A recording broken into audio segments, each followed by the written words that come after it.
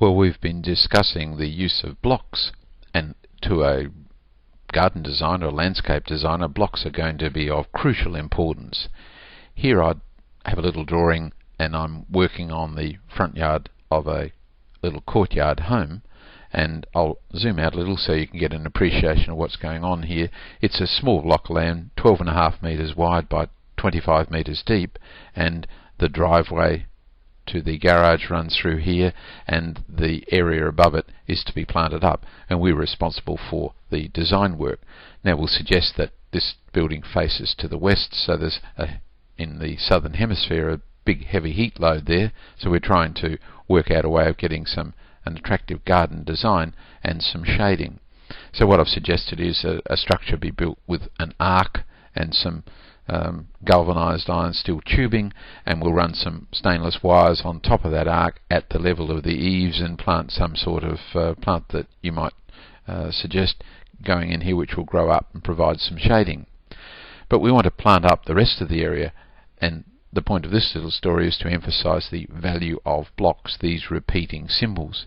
In a product like GardenCAD, we've optimized the use of blocks by, if you click on the planting drop down, a little dialog box appears, and we've got quite a large number of symbols there that you can use.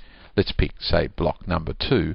What it does, it drops the block into the middle of your drawing and asks you to pick it up and move it. So I'm just moving my symbols to the right hand side here, getting ready to use them in the design. So I'm thinking about maybe using a Chinese tallow wood, a deciduous tree, so I want a symbol that represents that. I might, let's scroll through here, I might look for some other sort of sculptural plant. Let's take block number 27 and we can move it off. So I've got some elements in here now that I can start to place. I can click on my block symbol, I can scroll down, pick scale, and scale this tallow wood and change it. Maybe it's a little too large. I can click it, bring the block in and put it in position. So we'll tuck it over there. Then I might want to use this particular symbol and pop it, click it on the middle there and drag it and put it across, hit the escape key, and you can see I'm building up my design. I'm not ready yet to put the text in and the illustrative material, but can you see the value of blocks? The more blocks you have in your block library, the better.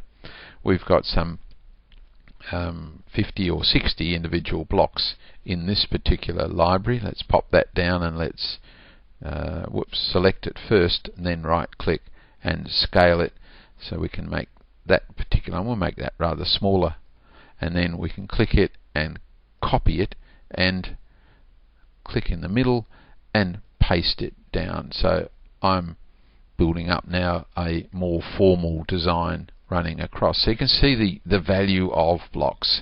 You can build your design up really quickly if you've got a well-developed block library.